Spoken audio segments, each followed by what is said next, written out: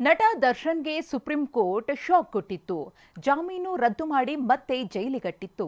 ಜೈಲಿನಲ್ಲಿ ವಿಲವಿಲ ಅಂತಿರೋ ದಾಸ ಹೆಚ್ಚುವರಿ ಬೆಡ್ಶೀಟ್ ದಿಂಬು ಬೇಕು ಅಂತ ಕೋರ್ಟ್ ಮೊರೆ ಹೋಗಿದ್ದಾರೆ. ಇದರ ನಡುವೆ ಜಾಮೀನಿಗೆ ಅರ್ಜಿ ಸಲ್ಲಿಸಿದ್ದ ಪವಿತ್ರ ಗೌಡಗೆ ಕೋರ್ಟ್ ಶಾಕ್ ಕೊಟ್ಟಿದೆ. ಹಾಸಿಗೆ ದಿಂಬಿಗಾಗಿ ದುಂಬಾಲು ಬಿದ್ದ ದರ್ಶನ್. ಕೋರ್ಟ್ಗೆ ಅರ್ಜಿ, ನಾಳೆಗೆ ವಿಚಾರಣೆ ಮುಂದೂಡಿಕೆ. ರೇಣುಕಾಸ್ವಾಮಿ ಕೊಲೆ ಕೇಸ್ನಲ್ಲಿ A2 ಆರೋಪಿಯಾಗಿರುವ ದರ್ಶನ್ ಈ ಹಿಂದೆ ಜೈಲು ಸೇರಿದ್ದ. ಜೈಲಿನಲ್ಲೂ ರೌಡಿ ಪಟಾಲಂ ಜೊತೆ ಸೇರಿಕೊಂಡು ಐಷಾರಾಮಿಯಾಗಿದ್ದ. ಇದೇ ಐಷಾರಾಮಿ ಸೌಲಭ್ಯದ ಬಗ್ಗೆ ಕೆಂಡ ಕಾರಿದ್ದ ಸುಪ್ರೀಂ ಕೋರ್ಟ್ ದರ್ಶನ್ ಬೇಲ್ ರದ್ದು ಮಾಡಿತ್ತು. ಹೀಗಾಗಿ ಮತ್ತೆ ಪರಪ್ಪನ ಅಗ್ರಹಾರ ಜೈಲು ಸೇರಿರುವ ದಾಸನಿಗೆ ಅಸಲಿ ಜೈಲಿನ ಅನುಭವ ಆಗ್ತಿದೆ. ಒಂದು ಹೆಚ್ಚುವರಿ ಹಾಸಿಗೆಯನ್ನು ಸಿಬ್ಬಂದಿ ಕೊಡ್ತಿಲ್ಲ. ಹೀಗಾಗಿ ಹಾಸಿಗೆ ದಿಂಬು ಬೇಕು ಅಂತ ಬೆಂಗಳೂರಿನ 64ನೇ ಸೆಷನ್ಸ್ ಕೋರ್ಟ್ಗೆ ಅರ್ಜಿ ಸಲ್ಲಿಸಿದ್ದ.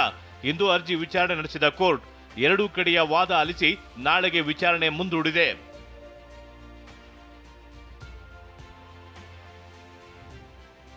ಅಷ್ಟಕ್ಕೂ ಮೂಲಭೂತ ಸೌಲಭ್ಯಗಳಾದ ಹಾಸಿಗೆ ದಿಂಬುಗಳನ್ನ ಜೈಲಿನಲ್ಲಿ ಕೊಡಬೇಕು ಅಂತ ದರ್ಶನ್ ಪರ ವಕೀಲರು ವಾದ ಮಾಡಿದರು.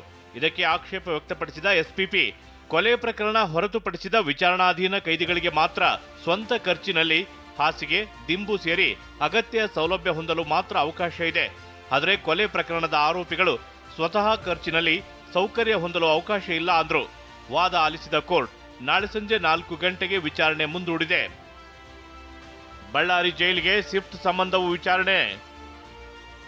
ಬಳ್ಳಾರಿ ಜೈಲಿನ ಚಿತ್ರಣವನ್ನೇ ಬದಲಿಸಿದ ಸಿಬ್ಬಂದಿ. ಇನ್ನು ದರ್ಶನ್ ನನ್ನ ಬಳ್ಳಾರಿ ಜೈಲಿಗೆ ಶಿಫ್ಟ್ ಮಾಡಬೇಕು ಅಂತ ಅರ್ಜಿ ಸಲ್ಲಿಸಲಾಗಿದೆ. ಆದರೆ ದರ್ಶನ್ ಪರ ವಕೀಲರು ಇದಕ್ಕೆ ಆಕ್ಷೇಪ ವ್ಯಕ್ತಪಡಿಸಿದ್ದಾರೆ. ವಿಡಿಯೋ ಕಾನ್ಫರೆನ್ಸ್ ಮೂಲಕ ವಿಚಾರಣೆ ಕಷ್ಟವಾಗುತ್ತೆ ಅಂತ ವಾದಿಸಿದ್ದಾರೆ. ಇಲ್ಲಿ ಶಿಫ್ಟಿಂಗ್ ಸಂಬಂಧ ವಿಚಾರಣೆ ನಡೆಯುತ್ತಿದ್ರೆ ಆತ ಬಳ್ಳಾರಿ ಜೈಲಿನ ಚಿತ್ರಣವನ್ನೇ ಬದಲಿಸಲಾಗಿದೆ. ಕಳೆದ ಬಾರಿ ದರ್ಶನ್ ಬಳ್ಳಾರಿ ಜೈಲು ಸೇರಿದಾಗ ಆತ ನಡೆದುಕೊಂಡು ಬರ್ತಿದ್ದ ದೃಶ್ಯ ಕ್ಯಾಮೆರಾ ಕಣ್ಣಿಗೆ ಕಾಣ್ತಿತ್ತು. ಆದರೆ ಈ ಬಾರಿ ಕಾಂಪೌಂಡ್ ಅನ್ನ ಎತ್ತರಿಸಲಾಗಿದೆ. ಗೇಟ್ಗೂ ಶೀಟ್ ಅಳವಡಿಸಲಾಗಿದೆ.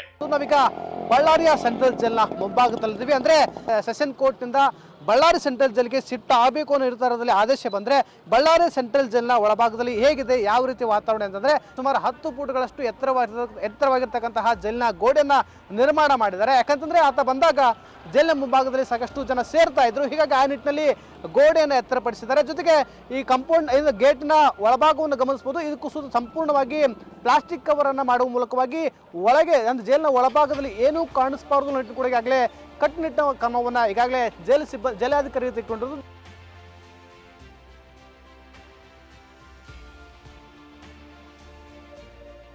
ಪವಿತ್ರ ಗೌಡ ಜಾಮೀನು ಅರ್ಜಿ ವಜಾ. ಇನ್ನು A1 ಆರೋಪಿ ಪವಿತ್ರ ಗೌಡ ಬೇಲ್ಗಾಗಿ 57ನೇ ಸೆಷನ್ಸ್ ಕೋರ್ಟ್ಗೆ ಅರ್ಜಿ ಸಲ್ಲಿಸಿದ್ರು. ಪೊಲೀಸರು ಚಾಲ್ತಿ ಇಲ್ಲದ CRPC ಅಡಿ ಚಾರ್ಜ್ ಶೀಟ್ ಸಲ್ಲಿಸಿದ್ದಾರೆ ಅಂತ ವಾದಿಸಿದ್ರು. ಇದೇ ಅರ್ಜಿಯನ್ನ ಕೋರ್ಟ್ ವಜಾಗೊಳಿಸಿದೆ. ಮತ್ತೊಂದೆಡೆ ದರ್ಶನ್ ಪತ್ನಿ ವಿಜಯಲಕ್ಷ್ಮಿಗೆ ಸಾಮಾಜಿಕ ಜಾಲತಾಣಗಳಲ್ಲಿ ನಿಂದನೆ ಮಾಡಿದ ಆರೋಪದಲ್ಲಿ CK ಅಚ್ಚುಕಟ್ಟು ಪೊಲೀಸರು ಸುಮೋಟೋ ಕೇಸ್ ದಾಖಲಿಸಿಕೊಂಡಿದ್ದಾರೆ. ಈ ಸಂಬಂಧ ಮಾಹಿತಿ ನೀಡುವಂತೆ ದರ್ಶನ್ ಪತ್ನಿಗೂ ನೋಟಿಸ್ ನೀಡಿದ್ದಾರೆ. ಆದರೆ ಅವರು ಪ್ರತಿಕ್ರಿಯಿಸದ ಕಾರಣಕ್ಕೆ 6 ಖಾತೆಗಳ ಬಗ್ಗೆ ತಾವೇ ತನಿಖೆ ಆರಂಭಿಸಿದ್ದಾರೆ. ಬಳ್ಳಾರಿಯಿಂದ ವಿನಾಯಕ್ ಜೊತೆ ಪ್ರಜ್ವಲ್, TV9 ಬೆಂಗಳೂರು.